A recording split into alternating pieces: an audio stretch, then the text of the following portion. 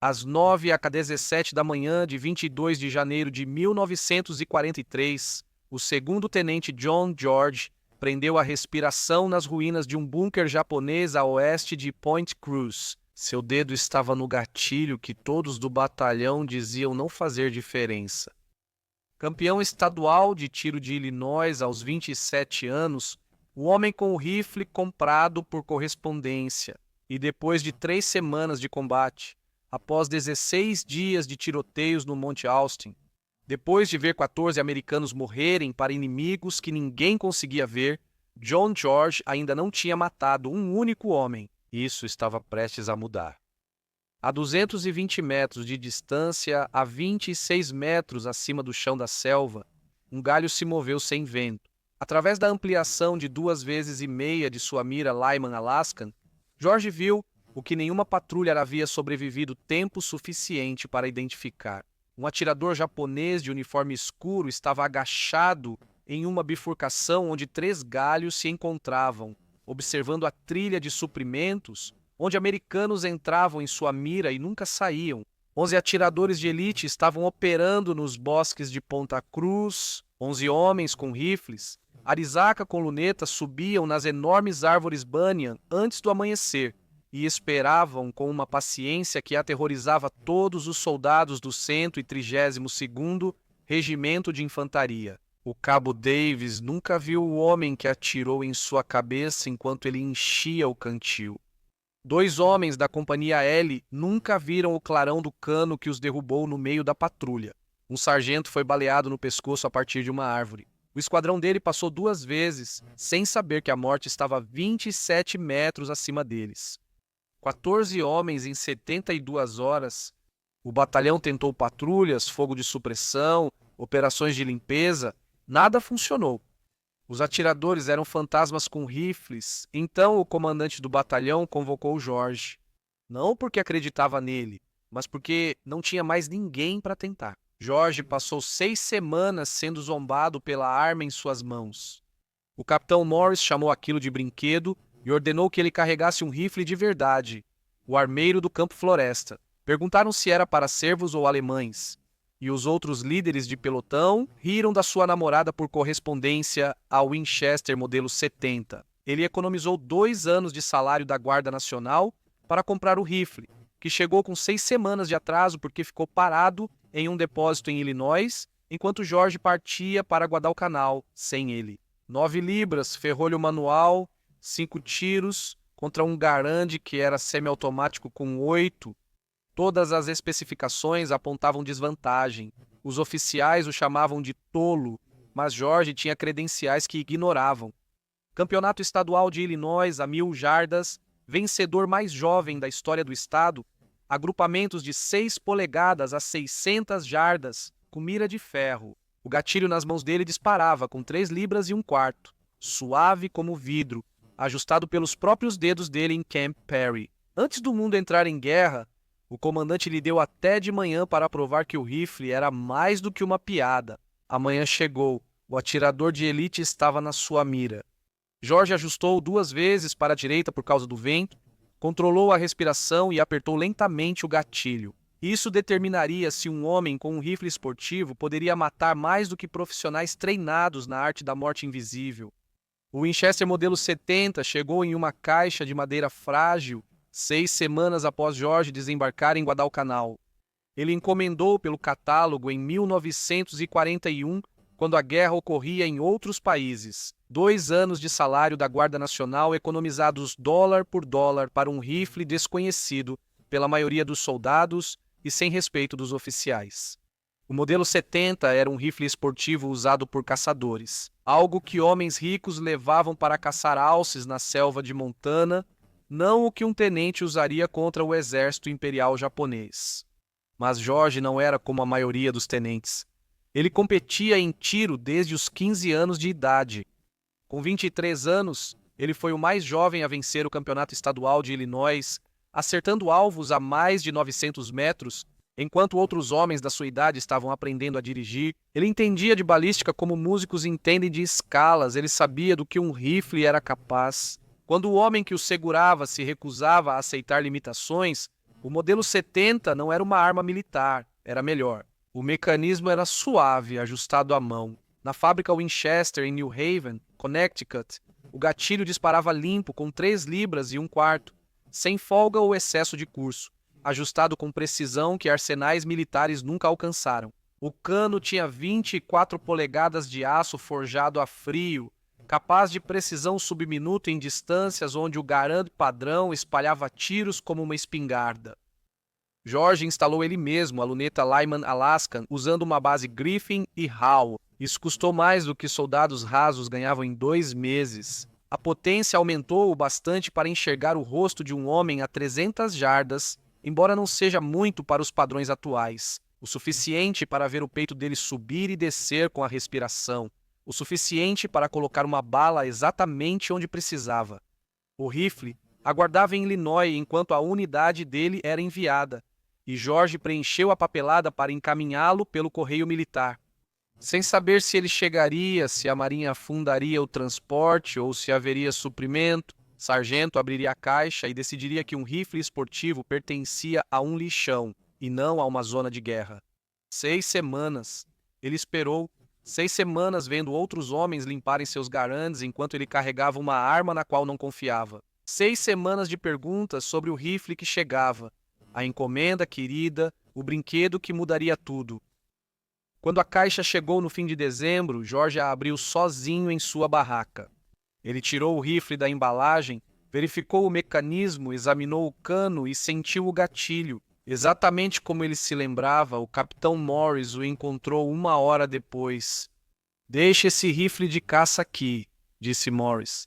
"Carregue uma arma de verdade ou não carregue nada." George não disse nada.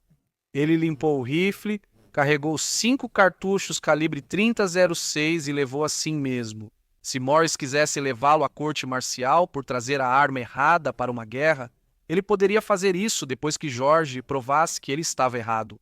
O 132º Regimento de Infantaria chegou a Guadalcanal no fim de dezembro de 1942 para substituir os fuzileiros que lutavam desde agosto.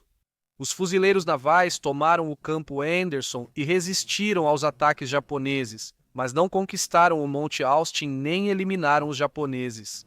Dos bosques costeiros a oeste do rio Matanikau, o Monte Austin era o alvo inicial, 450 metros de rocha vulcânica coberta por selva, defendidos por 500 japoneses em 47 bunkers interligados. O batalhão de George atacou em 17 de dezembro. Lutaram 16 dias seguidos, 34 mortos, 279 feridos. George disparou seu Winchester exatamente 0 vezes. A selva, com vegetação densa e sem linhas de visão, dificultava tiros de precisão. O combate era a menos de 30 metros. Homens tropeçavam na escuridão verde, atirando nos clarões, morrendo sem ver quem os matou. Um rifle de ferrolho com mira telescópica era inútil. No caos, George seguia com o rifle, aguardando um terreno que fizesse sentido. Em 2 de janeiro, o batalhão tomou a encosta oeste do Monte Austin. Os japoneses recuaram em direção à costa, e o campo de batalha se deslocou para um lugar chamado Ponta Cruz. A Ponta Cruz. Os bosques eram formados por diferentes coqueiros e figueiras de bengala espalhados por um terreno relativamente aberto. Linhas de visão de 200 jardas ou mais, onde alguém com mira podia ver o inimigo antes de ser visto, também eram compreendidas pelos japoneses. Eles colocaram atiradores de elite nas grandes figueiras de bengala dos bosques. Algumas árvores atingiam 27 metros de altura e troncos de 2,5 metros de largura. Um atirador de elite podia subir até os galhos mais altos antes do amanhecer. Ele se escondia entre galhos retorcidos e esperava imóvel por horas.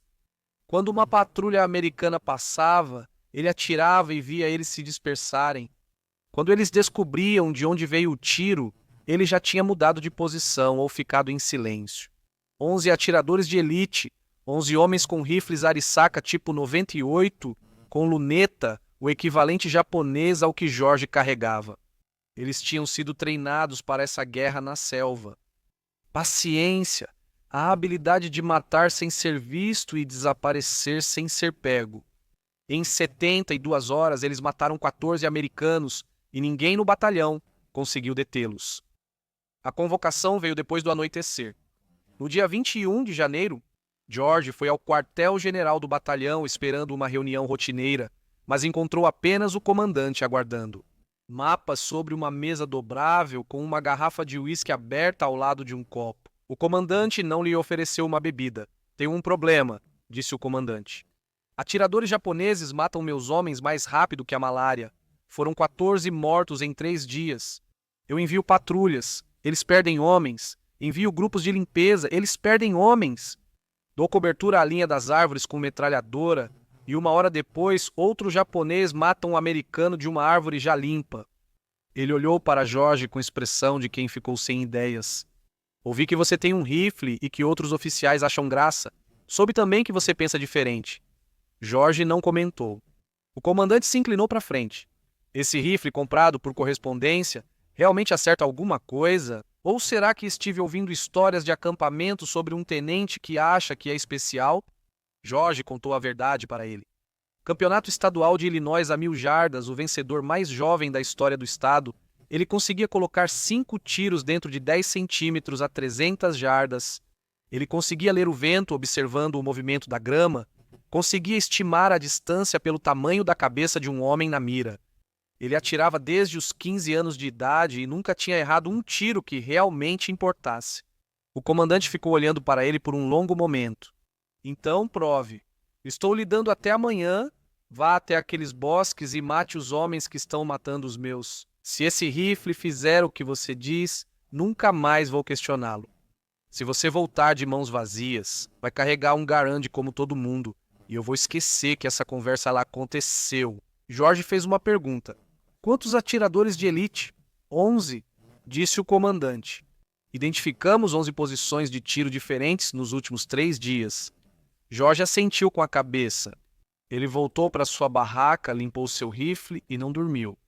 Treinou-o a limpar o Winchester outra vez, mesmo sem necessidade, pois o ritual era importante, passando flanelas até saírem brancas, verificando as bases da luneta para qualquer desvio que pudesse ter ocorrido durante as semanas, carregando o rifle pela umidade da selva, testando. O peso do gatilho em seu dedo até a ruptura parecia a extensão de seu sistema nervoso. Ele carregou 5 cartuchos de munição 30-06, o mesmo cartucho que o Garand disparava, mas nas mãos de George, através do rifle de George, nas distâncias de George, ele faria coisas que o Garand nunca conseguiria fazer. Ele pensou no que levaria. Sem observador. Isso significava outro homem fazendo barulho, podendo se mover na hora errada e dobrando as chances de ser detectado. Sem operador de rádio. Um rádio significava esperar, significava distração, significava alguém falando quando o silêncio era a única vantagem que importava. Só o fuzil, um cantil, 60 cartuchos de munição em carregadores enfiados nos bolsos. Às 4h00, George avançou na escuridão. Ele estudou os mapas na noite anterior, memorizando o terreno entre o perímetro americano e os bosques dos atiradores de elite. Ele sabia onde o batalhão capturou um bunker japonês 3 dias antes. O bunker tinha vista para os coqueirais a partir de uma pequena elevação. Ele oferecia cobertura, ocultação e linhas de visão claras para as árvores onde os americanos estavam morrendo. Ele chegou ao bunker antes do amanhecer, acomodou-se nas ruínas e começou o trabalho que definiria o resto de sua vida.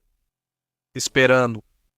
A mira Lyman Alaskan fez da escuridão antes do amanhecer formas e sombras. George analisou devagar a linha das árvores, da esquerda à direita e de cima para baixo, memorizando cada tronco, galho principal e grupo de folhas, que pudesse esconder um homem. Quando o sol surgisse, ele conheceria o terreno melhor que os atiradores locais. A selva nunca era silenciosa. Pássaros cantavam, insetos zumbiam e artilharia roncava ao longe.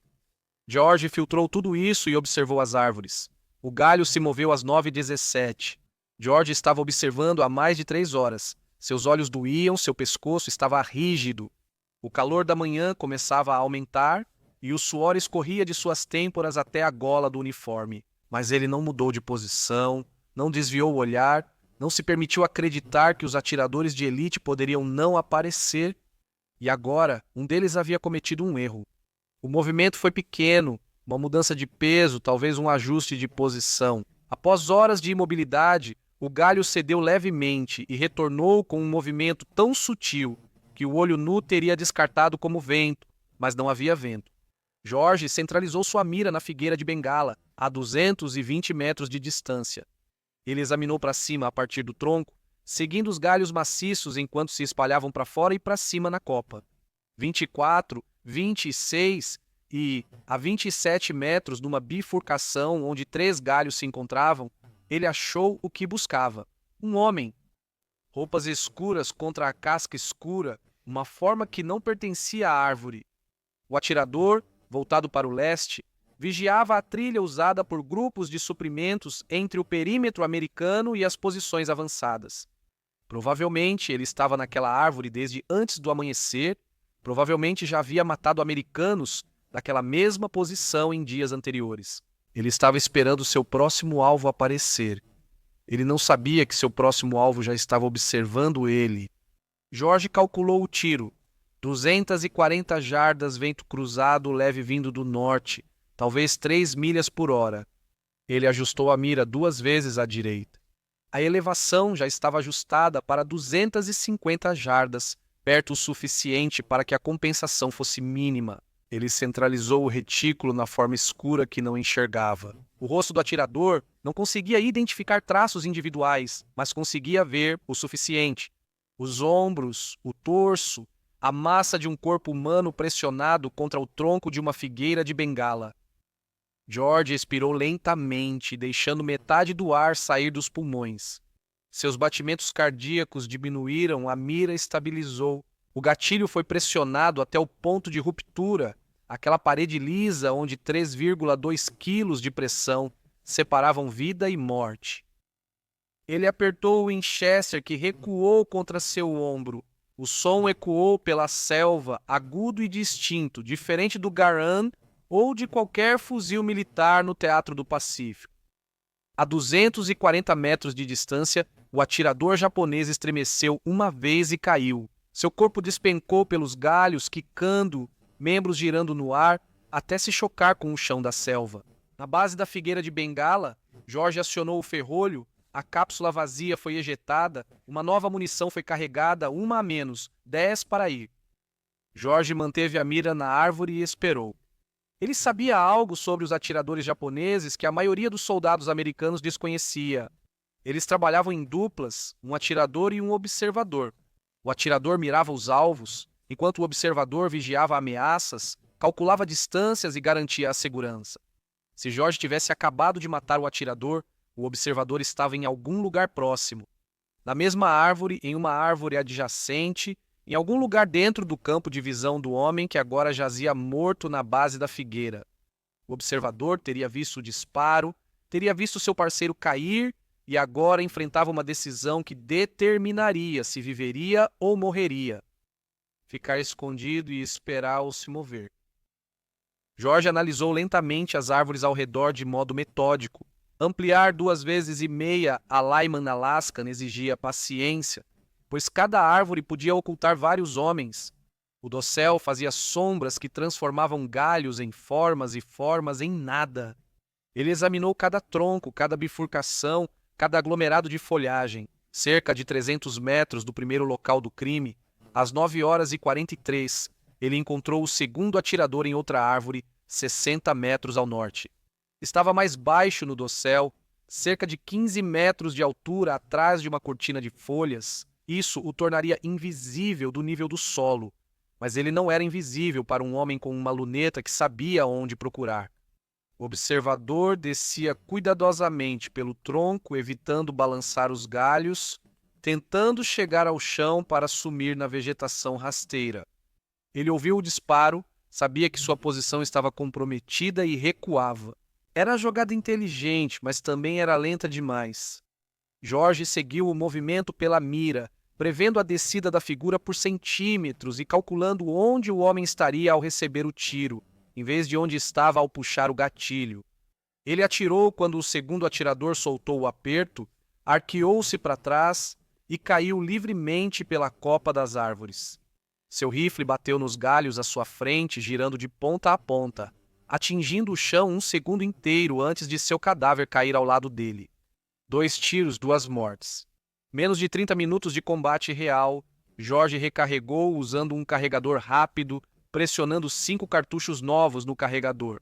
Suas mãos firmes e respiração controlada. Restavam 9 atiradores de elite. A manhã tinha acabado de começar.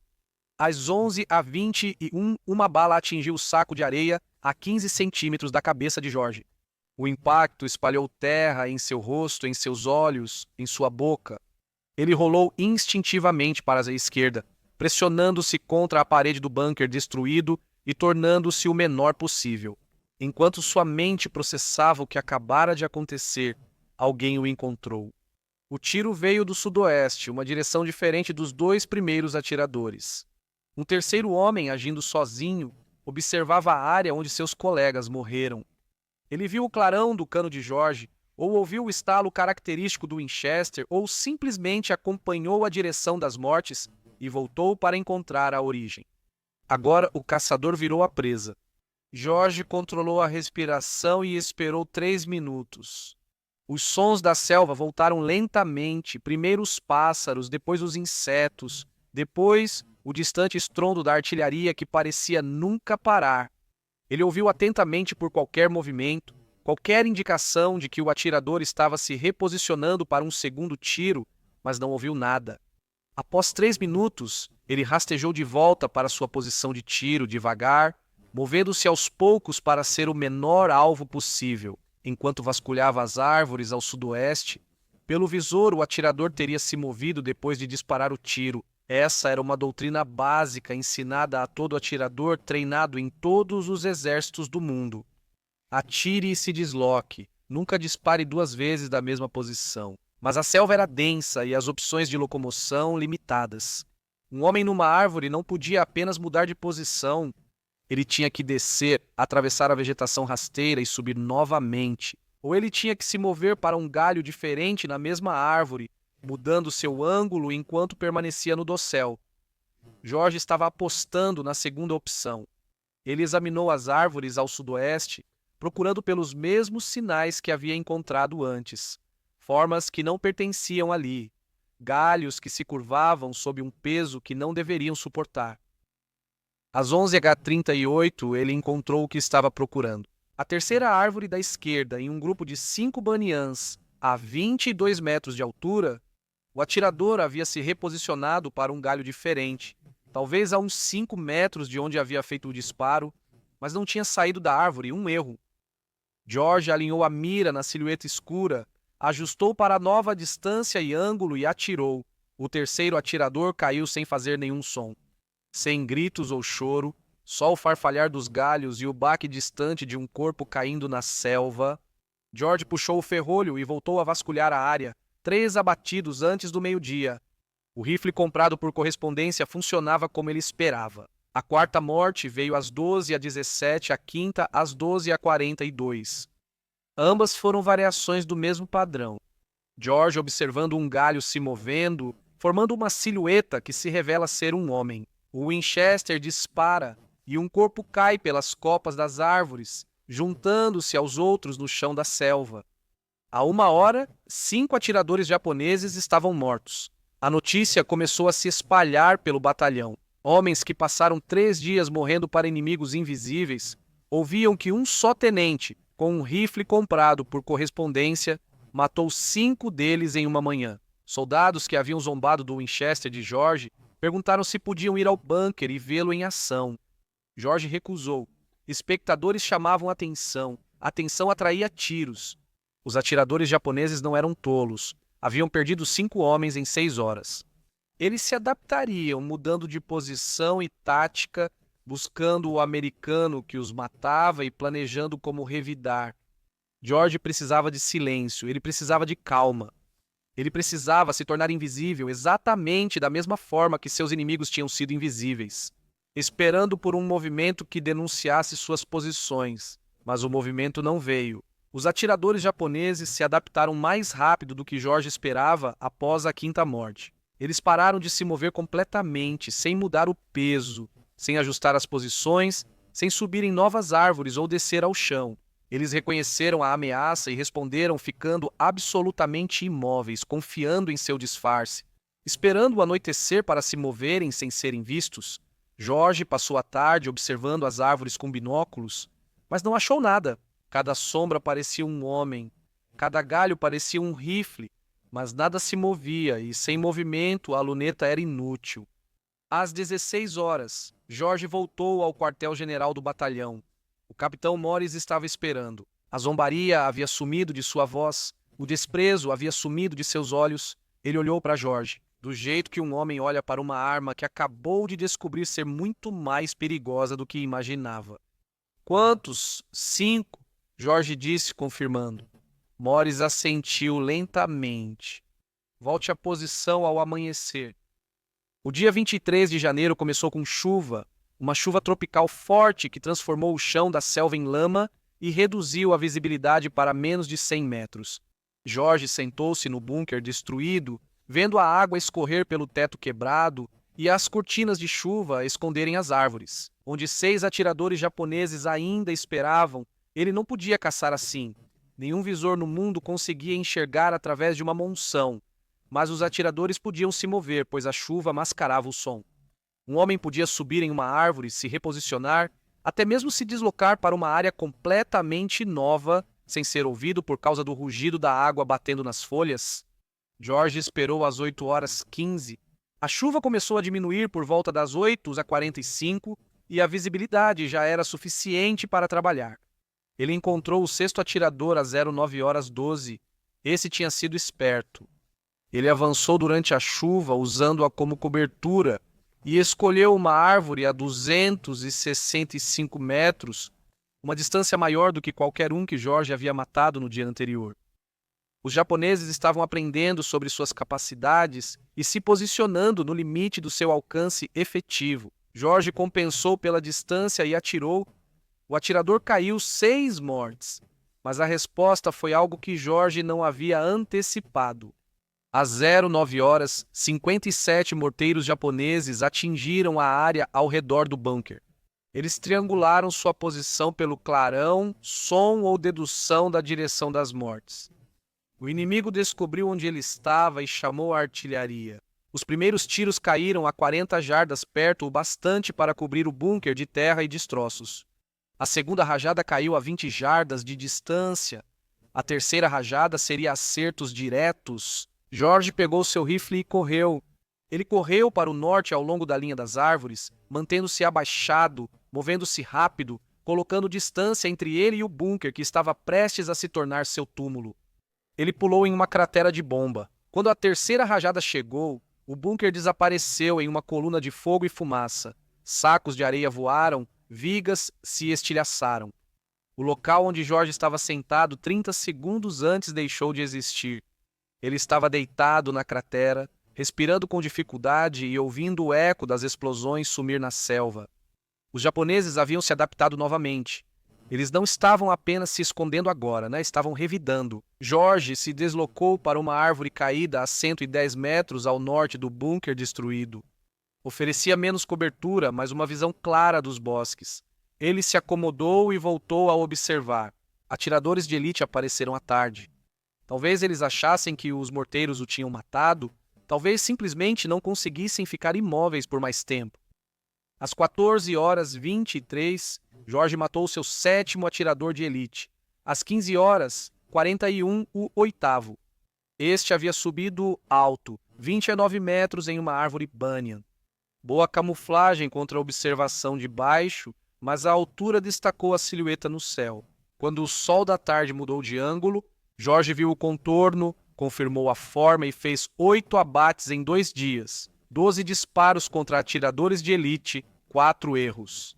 O capitão Morris enviou um mensageiro às 17 horas. Jorge estava em posição há 9 horas. Ele estava exausto, desidratado e coberto de lama.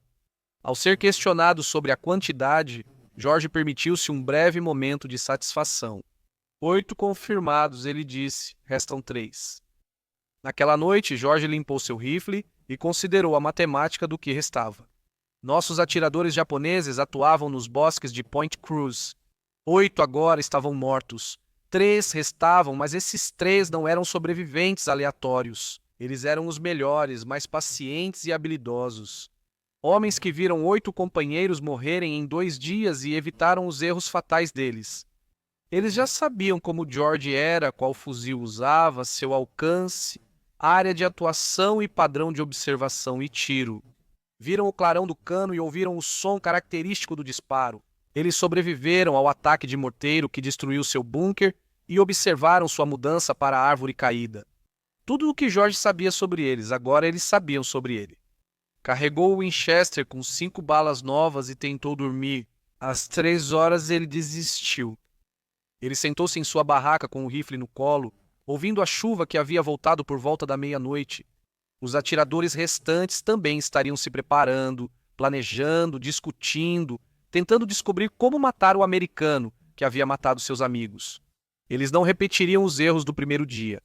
Não mudariam de posição, nem mexeriam nos galhos ou desceriam das árvores durante o dia e armariam armadilhas.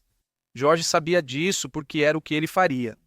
Às 4h15, a chuva se intensificou. Às 05h30 estava tão forte que as operações ao amanhecer foram adiadas. George usou o tempo para se mover para uma nova posição, abandonando a árvore caída que o inimigo certamente já tinha marcado. Ele escolheu um grupo de rochas a 70 jardas ao sul, um antigo ninho de metralhadora dos fuzileiros de dezembro. Boa cobertura, campos de tiros sobrepostos, um lugar que os japoneses não esperariam. A chuva parou às 07h43. George estava entre as rochas há mais de 2 horas, imóvel, observando os bosques pelo Lyman Alaskan enquanto a visibilidade melhorava. Às 8h17, ele encontrou o que procurava, um atirador japonês em uma palmeira a 190 jardas de distância, baixo, apenas 12 metros de altura. Incomum. A maioria dos atiradores buscava altura para melhor visão e proteção contra tiros do solo. Este preferiu se esconder entre as folhas da palmeira, tornando-se invisível para quem estivesse embaixo. Mas George não estava embaixo. Ele estava elevado nas pedras. O ângulo permitia que ele visse entre as folhas como ninguém no chão conseguiria. Ele via a silhueta dos ombros e da cabeça do atirador, perfeitamente alinhados para um tiro fatal. George alinhou a mira no alvo, controlou a respiração, começou a pressionar lentamente o gatilho, então parou. Algo estava errado, a posição era fácil demais, óbvia demais. George estava caçando atiradores de elite há 2 dias. Ele matou 8 dos combatentes de selva mais treinados do exército japonês. Os sobreviventes não cometeriam erros elementares. Eles não se posicionariam onde um atirador elevado pudesse vê-los, a menos que quisessem ser vistos. George abaixou seu rifle e examinou as árvores ao redor. Se o atirador na palmeira fosse uma isca, o verdadeiro estaria cobrindo-o, atento ao clarão do tiro, esperando que alguém atirasse, pronto para matar, quem quer que se revelasse. Ele examinou cada árvore num raio de 300 jardas da esquerda para a direita e de cima para baixo. Levou 11 minutos. Às 8h28 ele achou a armadilha, uma figueira de bengala a 80 jardas da palmeira e 28 metros de altura. O atirador japonês estava em um esconderijo perfeito, oculto por galhos e cipós em 3 lados. Ele via claramente a árvore caída onde George operou no dia anterior. Ele estava vigiando o lugar errado, esperando que George aparecesse lá e atirasse na isca. George tomou sua decisão, mirou no boneco na palmeira e atirou. A isca. O atirador se sacudiu, caiu das folhas e despencou pelos galhos até o chão. George apontou o rifle para a figueira. O verdadeiro atirador reagia ao tiro se voltando para o barulho. Esse movimento criou uma movimentação, e movimentação era a morte. George atirou antes que o atirador pudesse completar sua rotação. O segundo corpo caiu de 27 metros, despencou pela copa das árvores, bateu nos galhos e caiu quebrado ao lado do tronco. 2 tiros, 2 mortes. A armadilha foi revertida, mas George revelou sua posição. Ele pegou o rifle e munição, correu para o leste pela linha de pedras e caiu numa vala de drenagem a cerca de 36 metros. Ele se enfiou na lama e esperou. Às 8h34, tiros de metralhadora japonesa varreram as pedras, onde ele estava deitado 6 segundos antes. As balas levantaram poeira e fragmentos de pedra. O tiroteio durou 17 segundos antes de silenciar. George contou até 60. Depois foi para uma cratera de bomba cheia de água a 100 jardas a leste. Ele se acomodou na cratera com água até o peito, apoiou a Winchester na borda e voltou a observar. 10 mortes confirmadas, um atirador restante, e esse atirador tinha acabado de assistir a tudo o que George fez. O 11º atirador era o melhor. Sobreviveu a 10 dias de operações americanas nos bosques de Point Cruz. Ele tinha visto 10 de seus companheiros morrerem nos últimos 2 dias, aprendendo com cada morte, se adaptando após cada eliminação. Ele conhecia os padrões, o rifle, a localização e as táticas gerais de George, e não repetiria os mesmos erros. George vasculhou a selva com sua mira, procurando pelos sinais que haviam entregado os outros. O movimento molda os galhos que se curvam sob o peso humano, mas as árvores estavam imóveis. Nada se movia além das folhas na leve brisa que surgiu após a chuva. Às 9h47, George percebeu seu erro. O 11º atirador não estava nas árvores, ele estava no chão. O movimento chamou a atenção periférica de George I, uma forma a 60 jardas ao sul, baixa no chão da selva, movendo-se pela vegetação paralela à linha das árvores. O atirador rastejava, escondendo-se entre samambaias, cipós e galhos caídos, avançando para a posição anterior de George nas pedras. Ele caçava George como George o caçava, sem vantagem ou esconderijo. Na copa das árvores, ele estava se movendo ao nível do chão, diminuindo a distância, planejando encontrar George e matá-lo. De perto, onde um rifle de ferrolho não significava nada contra uma habilidade superior de campo, George permaneceu imóvel. Na cratera alagada, o Winchester já estava apoiado no ombro, mas o ângulo estava errado. A borda da cratera impedia que visse o atirador se aproximando. Para conseguir um tiro limpo, George teria que se levantar. Ao se levantar, exporia a cabeça e os ombros, e o atirador estaria esperando exatamente por isso.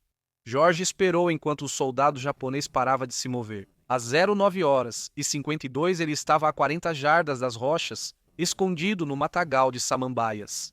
Analisando o terreno de onde George atirou, buscando sangue, equipamentos ou qualquer sinal do paradeiro do americano.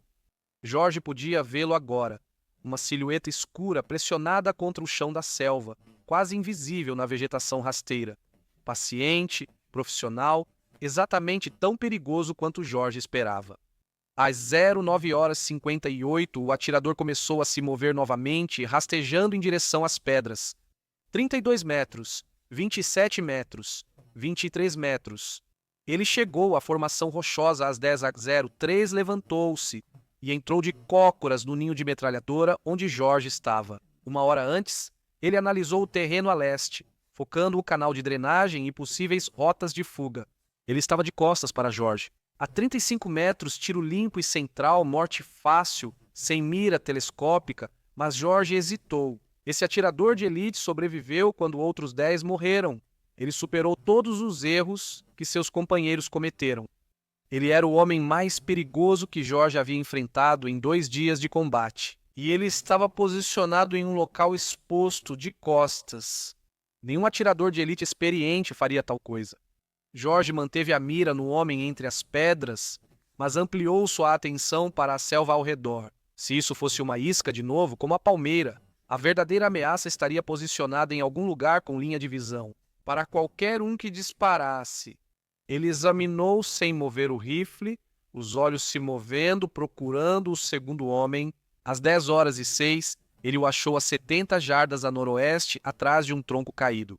Outro soldado japonês parado, rifle apontado para a vala onde George deveria estar escondido.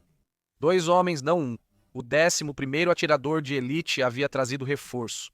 Ou talvez fossem só os 2 últimos números, 10 e 11 juntos. Agora que ambos entendiam a ameaça que enfrentavam. George tinha um rifle de ferrolho. Ele não conseguiria atirar nos 2 antes que um revidasse. Precisava de outra abordagem. George lentamente se abaixou mais fundo na água, submergindo até que apenas seus olhos e o topo da cabeça permanecessem acima da superfície. A água estava fria, turva, desconfortável, mas o tornava invisível. O homem escondido na água barrenta de uma cratera, observando inimigos por uma mira quase fora da borda. Ele mantinha o Winchester apontado para o céu para evitar que entrasse água no cano e esperava. Às 10h13, o soldado japonês nas rochas se levantou. Ele passou 10 minutos observando o canal de drenagem e não viu nada. Ele achava que Jorge tinha ido mais para o leste, fora do alcance da armadilha. Ele se virou e sinalizou para seu parceiro. Atrás da árvore caída, ambos os homens começaram a se mover para o leste, paralelos um ao outro, separados por 70 jardas. Eles estavam fazendo uma varredura, planejando tirar Jorge do esconderijo ou encontrar sua posição. Com busca sistemática, moviam-se com cuidado e cobrindo-se profissionalmente com campos de tiro sobrepostos. Eles cruzaram a cratera onde Jorge estava submerso e ficaram entre ele e a linha de árvores, ambos de costas para ele. Jorge se levantou da água devagar, silenciosamente, com a água escorrendo do uniforme, do rosto e do fuzil que ele havia mantido seco. Por pura força de vontade, ele levou a Winchester ao ombro, sentindo o peso familiar, o equilíbrio familiar. O soldado mais próximo, que estava nas pedras, ficava a 42 jardas. Jorge mirou no centro de massa, controlou a respiração e atirou.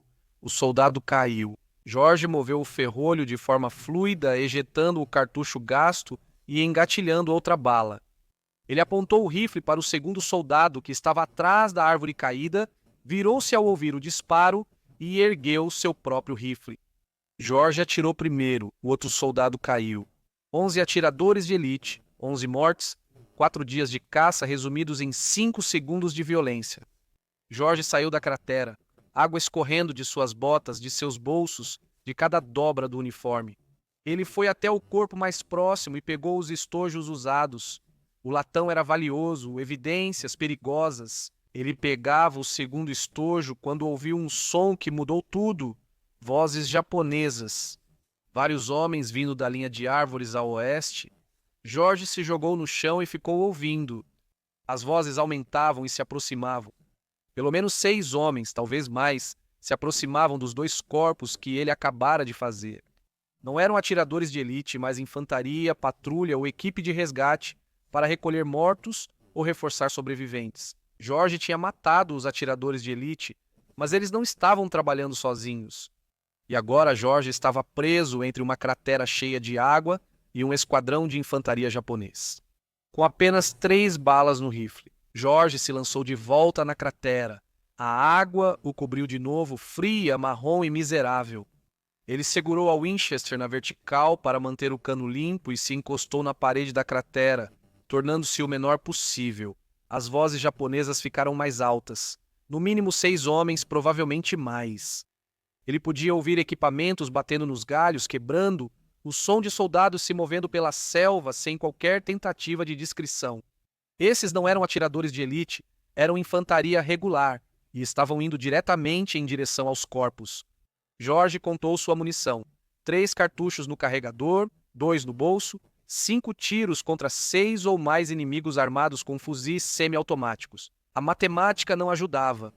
As vozes cessaram no primeiro corpo, a 42 jardas da cratera. Jorge os ouvia claramente. Agora, mesmo sem entender as palavras, tons urgentes comandavam alguém gritando algo que parecia perguntas. Então as vozes se moveram para o segundo corpo, mais conversa, mais gritos. Às 10h28, as vozes voltaram a se mover, agora em direção à cratera, e não para a linha das árvores. Encontraram rastros, pegadas de botas na lama iam das rochas até a cratera. Jorge tinha sido cuidadoso com o barulho, movimento e clarão do cano. Ele não tinha sido cuidadoso com as pegadas. As vozes se aproximaram. 30 jardas, 25 jardas, 20 jardas. Às 10h31, um soldado japonês surgiu na borda da cratera. Ele estava olhando diretamente para Jorge. Seus olhos se encontraram a menos de 3 metros de distância. Jorge atirou da água. O soldado caiu morto de costas antes de tocar o chão. Jorge manuseou o ferrolho enquanto ainda estava submerso, um movimento que ele nunca tinha praticado, um movimento que deveria ter sido impossível. Ele se levantou da cratera com água escorrendo do rifle. Outros 2 soldados estavam na borda, reagindo ao disparo e tentando posicionar as armas. George atirou no primeiro, puxou o ferrolho e atirou no segundo. Ambos caíram com 3 disparos, 3 mortes confirmadas, restando 2 balas. George ouviu gritos atrás, mas soldados se aproximavam. Ele subiu para fora da cratera pelo lado norte, longe das vozes, e correu cerca de 20 metros até uma árvore caída. Ele se jogou atrás dela. Tiros de fuzil ecoavam pela selva enquanto balas atingiam o chão ao redor da cratera e da árvore caída, levantando terra, folhas e lascas. Os japoneses atiravam em movimento e som, não em alvos confirmados. George ficou abaixado, observou a área pela mira e viu 2 soldados avançando em direção à cratera. A cerca de 50 jardas, ele mirou no homem da frente e disparou o único tiro que restava. O soldado caiu e seu parceiro se jogou para se proteger. George ouviu vozes atrás dele. Os japoneses flanqueavam um grupo ao sul e outro ao leste. Em instantes, ele estaria cercado. Ele tomou a única decisão possível. Não venceria um tiroteio com uma bala contra um esquadrão de infantaria armado. Ele precisava romper o contato, mover-se para o norte e alcançar as linhas americanas antes que o cortassem. George pegou seu fuzil e correu. George alcançou o perímetro americano às 11h13. Um sentinela fuzileiro desafiou George atrás de um tronco, apontando o fuzil para seu peito. George se identificou, deu a senha do dia e esperou. Enquanto o sentinela confirmava que ele não era um japonês usando uniforme americano, conduziu-o pelo perímetro. George caminhou até o quartel-general do batalhão, pingando água e lama, seu rifle coberto de sujeira, seu uniforme rasgado de tanto correr pela vegetação da selva. O capitão Morris aguardava fora da tenda de comando e olhou George por um longo tempo em silêncio. Então ele fez a única pergunta que importava: quantos? George lhe deu os números. 11 atiradores japoneses mortos em 4 dias. 12 tiros disparados contra atiradores. 11 acertos, um erro. Depois o tiroteio de infantaria, mais 3 mortes. Em combate corpo a corpo, 5 tiros adicionais disparados. Morris perguntou sobre o status da munição. 2 balas restam, disse George. Morris perguntou do fuzil. Funciona, disse George. Precisa de limpeza, lama na ação e água no cano. Morris pediu a George que limpasse a arma e descansasse. Sem operações amanhã.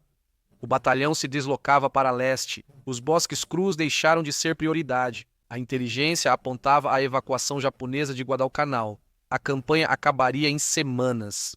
George voltou à sua barraca.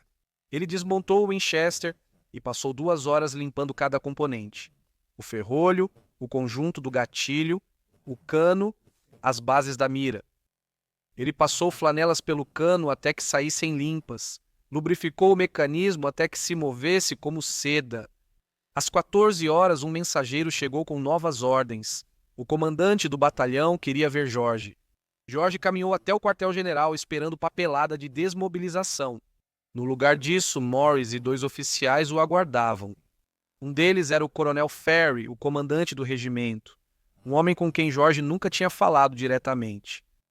Ferry fez uma pergunta. Você pode treinar outros homens para fazer o que acabou de fazer? George considerou a pergunta cuidadosamente. Ele poderia tentar, disse, mas isso exigiria tempo, rifles com óptica e homens que já soubessem atirar. Ferry sorriu. Melhor começarmos. George tinha uma condição antes de aceitar a missão. Queria ficar com seu Winchester. Coronel, Ferry aprovou o pedido sem hesitar. O rifle comprado por correspondência, antes chamado de brinquedo pelo capitão Morris, tornou-se a arma de atirador mais confiável no Teatro do Pacífico. Ninguém mais questionaria isso. O treinamento começou em 27 de janeiro. George reuniu 40 homens em um campo de tiro improvisado a 3 quilômetros a leste do campo Henderson. Eles eram atiradores de elite no papel, todos eram qualificados com mira de ferro até 500 jardas, mas nenhum tinha experiência de combate como atirador de elite. Nenhum deles tinha matado alguém escondido. Nenhum deles compreendia a paciência exigida para esperar horas, imóvel até ver um galho se mover. George começou com os fundamentos: controle da respiração, gatilho, pressão, leitura, vento. a habilidade de estimar a distância pelo tamanho do alvo na mira, a disciplina de esperar pelo tiro perfeito em vez de forçar um ruim. O exército forneceu 14 rifles Springfield com miras Unertel, armas deixadas para trás pelos fuzileiros navais quando eles foram substituídos. Mais pesado que o Garand, mais pesado que o Winchester do George, mais preciso a distâncias que o Garand nunca poderia alcançar. Jorge, ensinei a eles a usar qualquer apoio disponível. Pedras, troncos, sacos de areia, qualquer coisa que criasse uma plataforma estável. A selva quase nunca dava posições ideais para atirar. Atiradores de elite devem se adaptar ao terreno, não desejar outro. Distância. O treinamento teve 3 dias, até 30 de janeiro. 32 dos 40 homens acertavam alvos do tamanho de um homem a 300 jardas em campo. George os dividiu em 16 duplas, atirador e observador. O observador carregava binóculos e um Garand, localizando alvos e fornecendo segurança enquanto o atirador agia. Após cada eliminação, os papéis podiam trocar. Isso mantinha ambos os homens proficientes e eliminava o ponto único de falha que surgia ao depender de apenas um atirador. Em 1º de fevereiro, George levou 4 equipes ao campo. Segundo a inteligência, a missão deles era limpar as posições japonesas a oeste do rio Matanikau, pequenos grupos de soldados inimigos de infantaria desgarrados que ainda não haviam evacuado sem franco-atiradores. George e o Cabo Reis se posicionaram em um terreno elevado, de onde observavam a trilha usada pelos japoneses para reabastecimento. Às 07h20, um soldado japonês surgiu na trilha. Reis confirmou com binóculos. George realizou a primeira baixa da nova seção de atiradores de elite. Mais 23 soldados japoneses morreram naquele dia, sem baixas americanas. A seção de atiradores de elite atuou até início de fevereiro. Até 9 de fevereiro, George e sua equipe já havia matado 74 soldados japoneses. As mortes só eram contabilizadas quando o corpo era visto pela luneta. O número real certamente era maior. Homens feridos que rastejaram para morrer, corpos que caíram em vegetação muito densa para serem vistos. Mortes feitas a distâncias em que a confirmação era impossível. A evacuação japonesa se acelerou durante esse período. Contra-torpedeiros chegavam à noite para extrair tropas do Cabo Esperança, na ponta oeste de Guadalcanal. As forças americanas avançaram para o oeste para impedir a retirada, mas os japoneses realizaram ações de retaguarda eficazes. A seção de George foi encarregada de eliminar os soldados inimigos que cobriam a retirada. No dia 7 de fevereiro, George estava operando perto do rio Tanamba quando um atirador japonês o atingiu. A bala atingiu seu ombro esquerdo, atravessando o músculo sem atingir ossos ou vasos sanguíneos importantes. O impacto o fez girar e cair no chão. O Cabo Reis o arrastou para uma cobertura e chamou um socorrista. O ferimento era grave, mas não fatal. Os cirurgiões limparam o ferimento, suturaram e orientaram George a descansar, sem operações de combate, por ao menos 3 semanas. George ficou 2 semanas no hospital de campanha perto do campo Henderson. Os japoneses concluíram sua evacuação. Em 9 de fevereiro, as forças americanas chegaram ao Cabo Esperança e o encontraram deserto. A campanha de Guadalcanal terminou. A seção de atiradores de elite de George operou por 12 dias, com 74 mortes confirmadas e 0 baixas amigas durante as operações de sniper. O coronel Ferry indicou George para a Estrela de Bronze, mas a guerra dele ainda não havia acabado. Enquanto se recuperava no hospital, novas ordens chegaram do Comando do Pacífico. O exército precisava de oficiais experientes para uma missão secreta na Birmânia. Patrulhas de longo alcance atrás das linhas japonesas. Operação em que um homem com rifle de alcance de 600 jardas seria útil. George se voluntariou e, em março, já seguia de navio para o oeste pelo Pacífico. O Winchester modelo 70 foi guardado em estojo à prova d'água no porão. George ainda não sabia, mas logo faria parte de uma unidade lendária. Os saqueadores de Merrill. João Jorge sobreviveu à Birmânia, sobreviveu à marcha de 700 milhas pela selva que os japoneses consideravam impossível. Ele sobreviveu à malária, à disenteria e à destruição sistemática do seu corpo. Isso matou ou incapacitou a maioria dos homens que iniciaram a campanha. Ele usou seu Winchester 3 vezes em meses, abatendo soldados inimigos a distâncias inalcançáveis por outras armas da unidade. Mas a guerra na selva de Burma era diferente das emboscadas de curta distância em Guadalcanal. Trocas de tiros a 30 jardas em vegetação tão densa que não dava para ver a 3 metros.